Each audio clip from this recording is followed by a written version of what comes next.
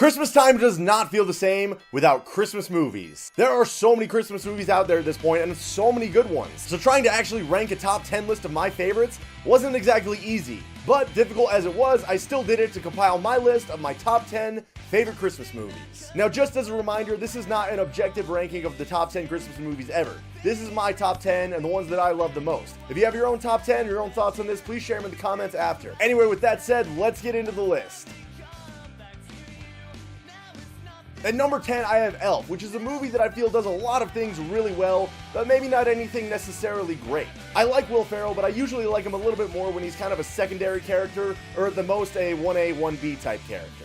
But I still think he does great as Buddy the Elf trying to get acclimated to real life living in New York City with his real dad. Plus, it's a movie that relies on holiday cheer to save the day at the end, and really, it's just a pretty fun and pretty funny movie. Love Actually is a movie that I had a lot of people telling me that I really needed to see if I was making a list of top 10 Christmas movies. I had this impression there was going to be some cookie cutter chick flick that just took place around Christmas time, but it was a lot more than that. And while it still relied heavily on the whole all you need is love philosophy around it all, none of the characters in it really felt like cookie cutter chick flick type characters.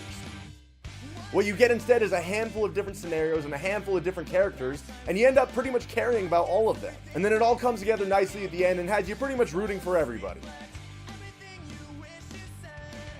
Charlie Brown Christmas has Charlie Brown and the rest of the Peanuts gang in maybe their most timeless classic ever. It's kind of funny to think that all the way back when this was made, that the over-commercialization of Christmas was already a thing. If they only knew how bad it would get.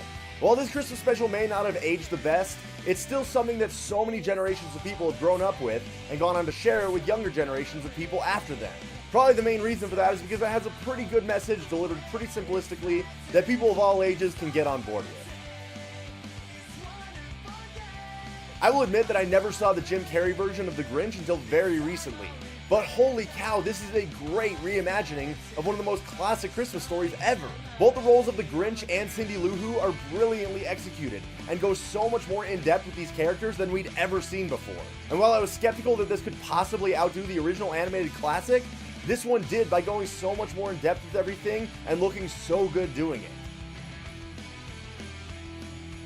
Home Alone 2 is a great sequel that, while staying true to its original, introduces new characters and new environments, and does so very well. Admittedly, there are things that are just kind of rehashed from the original and repackaged in a New York setting, but I think that kind of speaks to how good the original was as well if they can redo that a second time and have it still be so effective.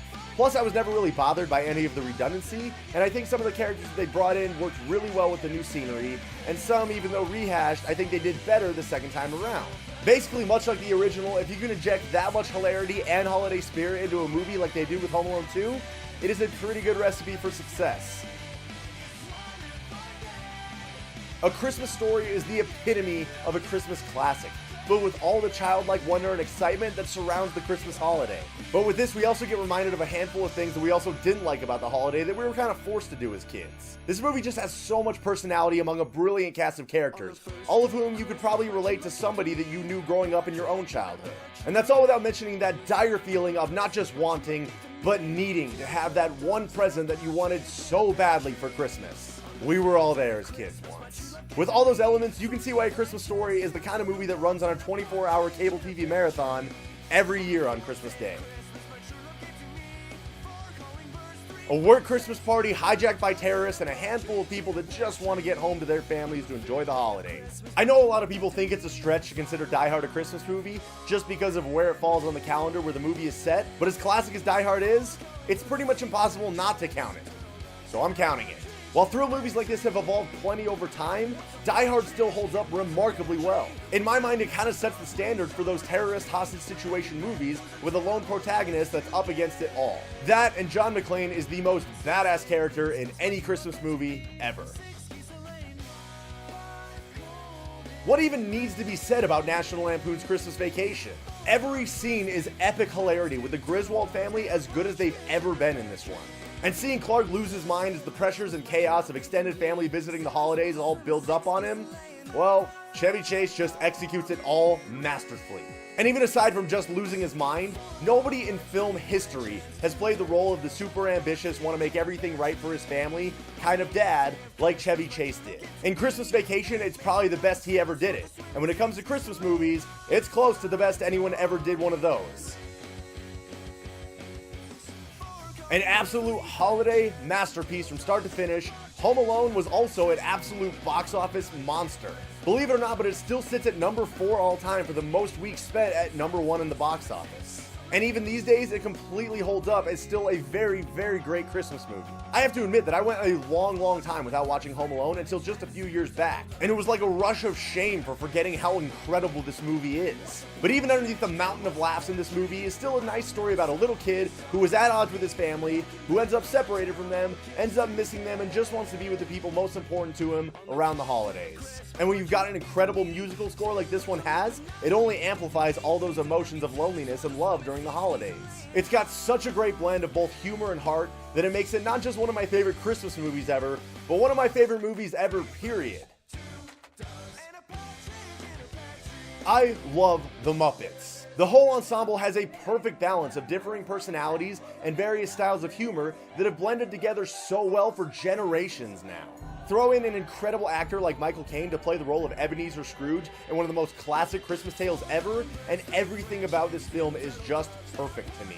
When it comes to things around the holidays like spending time with loved ones or the nostalgia of Christmas morning, and then you wrap it all together with the Muppets telling the story of it all, again, just perfect for me.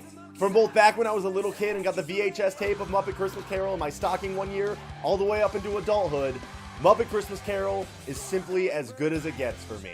But hey, that's just my own list of my top 10 favorite Christmas movies. If you have thoughts on the list or thoughts of any of the movies on it, or you want to share your own top 10, please hit up the comments below.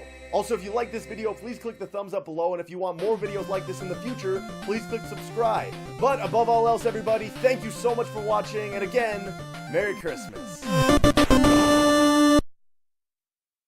Hey everybody, thank you so much again for watching this video. If you have not subscribed yet, click right there above where it says subscribe, and the annotation will take you there. Also on those thumbnails below are some annotations that'll take you to some of the other videos I've made that I think you'll probably like. Thanks again for watching, and Merry Christmas.